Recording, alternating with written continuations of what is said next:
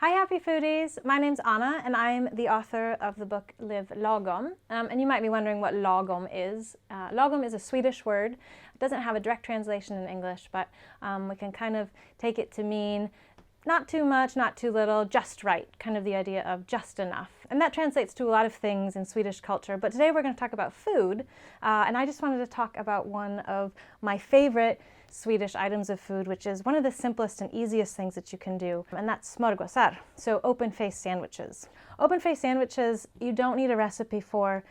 It's really just your favorite kind of bread and anything that you want to go on it, and that's what's kind of nice. So today we brought a little bit of bread, and then I went ahead and made a recipe that's in the book for gurka, which is just a really simple marinated cucumbers. So kind of a quick pickle. It's a little bit of water, vinegar, a little bit of sugar, salt and pepper, and then I like to put chopped dill in mine, but you can also use chopped cilantro. Coriander is really good, kind of anything that you want to experiment with. But dill is a really classic, iconic Swedish flavor, so I really like using that one. And to make that, it's pretty simple recipes in the book. You mix all those ingredients together, slice up the cucumber, put it in there, and let it sit for about an hour or so before you want to use it. So we're just going to use that as a thing to put on top of the open-faced sandwich.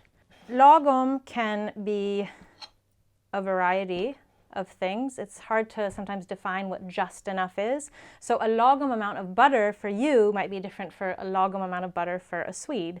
And for a Swede, a lagom amount of butter is actually a very decent amount of butter, which is good in my opinion.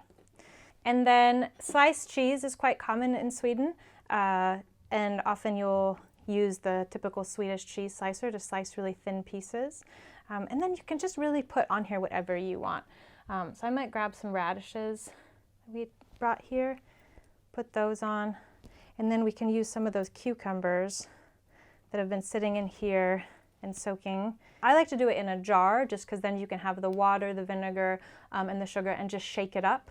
And once you do that, it's nice to have at least an hour beforehand just to before you want to eat it, just so that they can marinate and soak in that juice a little bit. And after that, you can leave it in the refrigerator for a few days. What will happen is that after a little bit too long, it'll start to ferment a little bit. So you'll notice in the taste that it tastes a little bit funky. And at that point, you can eat it if you want to, but for that nice fresh taste in the first day or two would be perfect.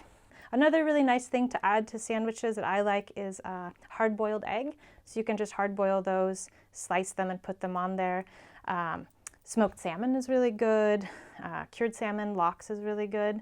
Really anything that you want. So we'll just do that, and then you have a super simple snack, or even if you have a couple of these, it could be a great lunch, and just a really nice way to have a really just easy, balanced meal in your everyday. Enjoy!